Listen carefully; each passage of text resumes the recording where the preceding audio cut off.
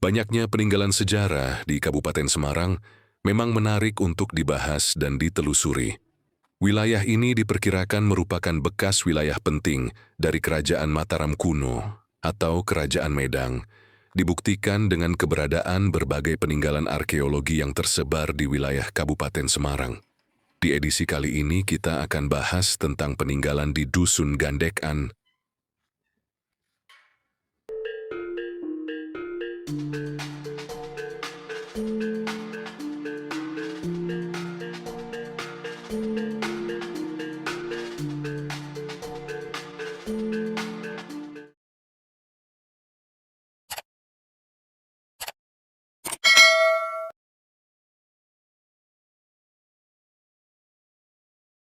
Di tempat yang lebih tinggi dari sekitarnya, terdapat sekumpulan panel bangunan kuno, era masa klasik yang disusun membentuk makam. Pintu masuk ke makam ini terdapat gapura bentar dan dilengkapi dengan pintu pagar besi. Warga setempat menamakan situs ini sebagai punden, dan ada juga yang menyebutnya sebagai makam sesepuh desa, yaitu makam Kiai Gandek dan Nyai Gandek. Walaupun hanya sekedar beberapa panel yang terdapat di situs ini, namun dapat dijadikan bukti bahwa di sini pernah berdiri sebuah bangunan suci.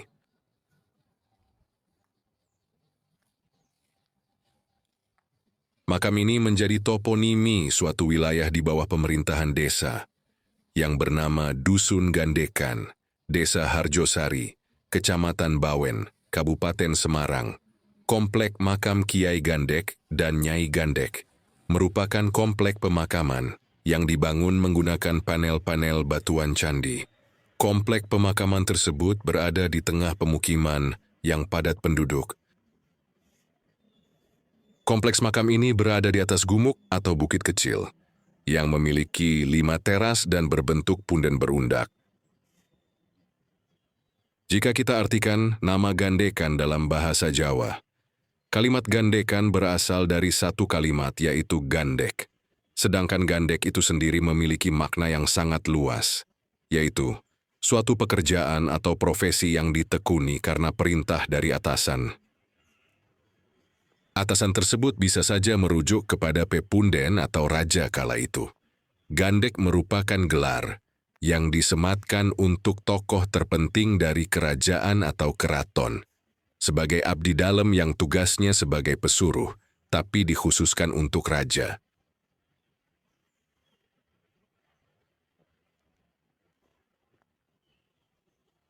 Lalu kata gandek mendapatkan imbuhan yang berada di akhir kata yaitu an. Gandek menjadi gandekan, dari satu objek menjadi lebih dari satu objek. Bisa saja kata gandekan merujuk kepada dua tokoh yang sekarang dipundenkan makamnya, yang menjadi sesepuh dan yang pertama kali membuka desa ini atau babat alas. Kiai Gandek dan Nyai Gandek merupakan kedua tokoh yang sama-sama memiliki peranan penting sebagai abdi kerajaan atau keraton yang mendapatkan perintah membuka desa pertama kali di wilayah tersebut. Dari semasa hidupnya selama mengabdi hingga wafat yang pada akhirnya dimakamkan di desa tersebut. Jika kita simpulkan tentang sejarah yang diceritakan bahkan pernah tercatat, walaupun sumbernya belum jelas. Kedua tokoh tersebut memang memiliki tugas penting di wilayah Harjosari, khususnya di Gandekan.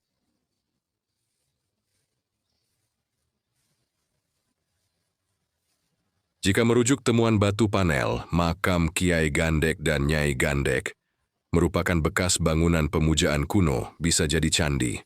Dari panel-panel tersebut nampak bagian terpenting yang menjadi ciri khas bangunan candi Hindu. Panel-panel tersebut berupa komponen kemuncak, antefiks sudut, antefiks selasar, dan komponen mahkota kala atau penampil, dan beberapa balok batu andesit.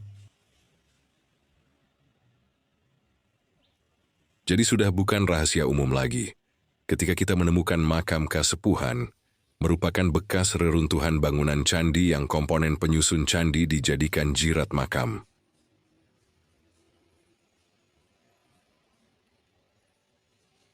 Temuan lainnya yaitu sebuah yoni yang dulu pernah dijadikan piranti pemujaan Hindu sekte Siwa, yang mengalami beberapa riwayat pemindahan.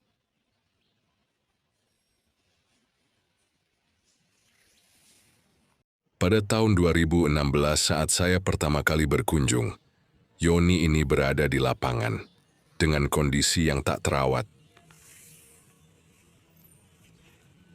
Banyak coretan-coretan di tubuh yoni dan rompal di beberapa sisi yoni.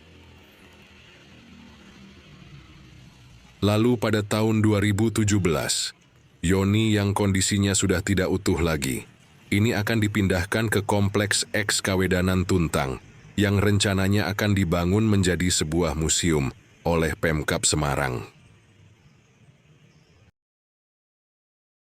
Namun karena ada penolakan dari warga, yoni tersebut akhirnya oleh petugas dari Dinas Pendidikan dan Kebudayaan Kabupaten Semarang dipindahkan ke kantor Kelurahan Harjosari yang berjarak sekitar 300 meter dari lokasi awal. Inisiatif pemindahan yoni ini dikarenakan lokasi keberadaan yoni akan dijadikan perumahan oleh pengembang. Proses pemindahan yoni berukuran 80 kali 80 cm tersebut disaksikan oleh petugas dari Balai Pelestarian Cagar Budaya Jawa Tengah, Lurah Harjosari, Babinsa, dan perwakilan warga.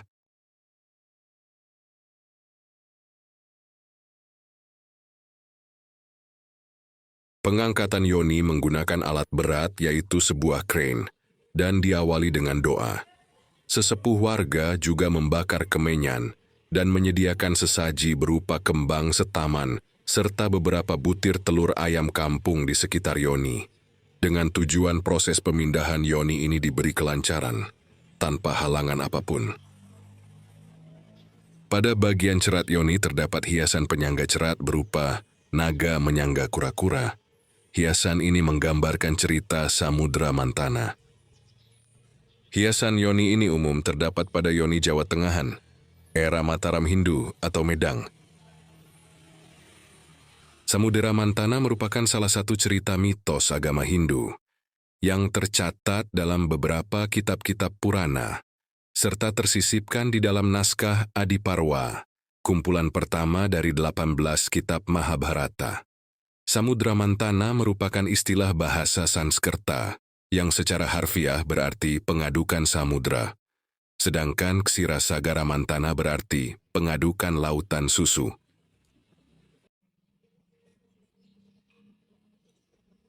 Berdasarkan salah satu sumbernya, yaitu kitab Mahabharata, maka dapat diketahui bahwa cerita ini berlatar belakang agama Hindu dan merupakan bagian dari pengaruh kebudayaan yang diadopsi dari India. Kisah ini menguraikan upaya para dewa dan asura, raksasa, detya, dan awa, dalam memperoleh air keabadian atau tirta amerta dari pengadukan samudra susu melalui proses yang mirip dengan cara pembuatan mentega tradisional, yaitu mengaduk-aduk cairan krim susu. Selain di India, kisah ini terkenal di lingkungan kerajaan-kerajaan yang dipengaruhi budaya Hindu, seperti Kerajaan Khmer di Kamboja, kerajaan-kerajaan Jawa kuno di Indonesia, serta Kerajaan Thailand. Terdapat relief rendah yang besar dan indah menggambarkan Samudra Mantana pada dinding Candi Angkor Wat.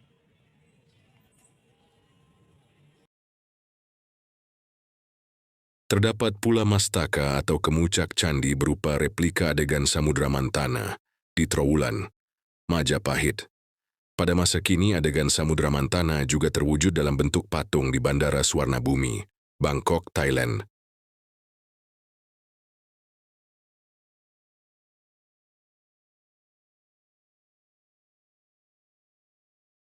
Kisah Samudra Mantana telah begitu dikenal oleh masyarakat pendukung kebudayaan Hindu di Indonesia pada era kerajaan Hindu-Buddha. Hal itu diketahui dari penyalinan kisah ini ke dalam bahasa Jawa kuno atau dijawakan semenjak zaman Dharmawangsa Teguh, Raja Mataram Hindu yang memerintah pada sekitar tahun 991 Masehi hingga 1016 Masehi.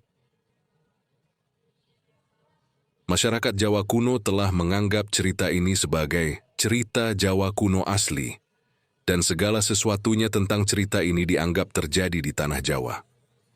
Keadaan ini sebenarnya disebabkan oleh kebijaksanaan dan kecerdasan dari para sastrawan yang telah mampu memindahkan alam pikiran para pembaca dan pendengarnya dari suasana India menjadi suasana Jawa asli.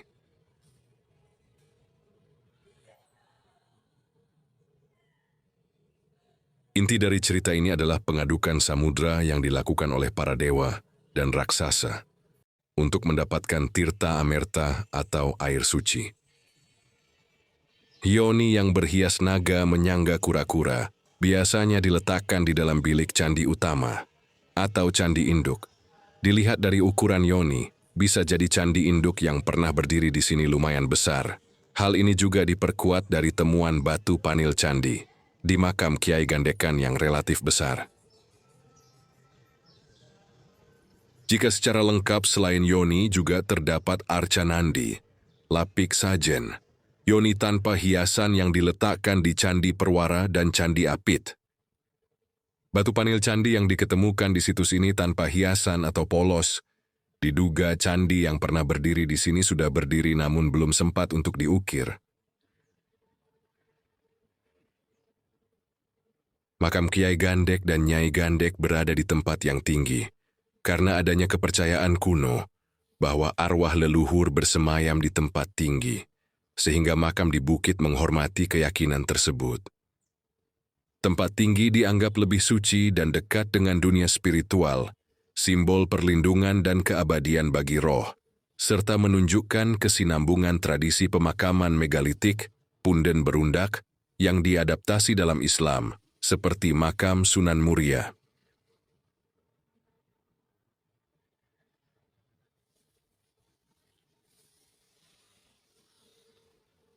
Seperti halnya era Hindu-Buddha, candi Hindu dibangun di tempat tinggi, karena melambangkan tempat bersemayamnya dewa-dewa, memberikan kesan kesucian dan kemegahan, serta menangkap energi kosmik yang lebih baik, sesuai kepercayaan bahwa gunung adalah tempat suci dan dataran tinggi membantu meditasi, menjadikan lokasi tinggi sebagai simbol kedekatan dengan yang ilahi dan meningkatkan kualitas spiritual. Sumber air yang mengalir dari gunung sering dikaitkan dengan penyucian, sehingga lokasi di dekat sumber air atau perbukitan relevan. Dari temuan panil di situs ini, kesimpulannya jauh sebelum adanya makam Kiai dan Nyai Gandek, pernah ada peradaban yang usianya lebih tua, namun digunakan secara berkesinambungan dimulai era masa klasik, era Islam, dan era modern saat ini.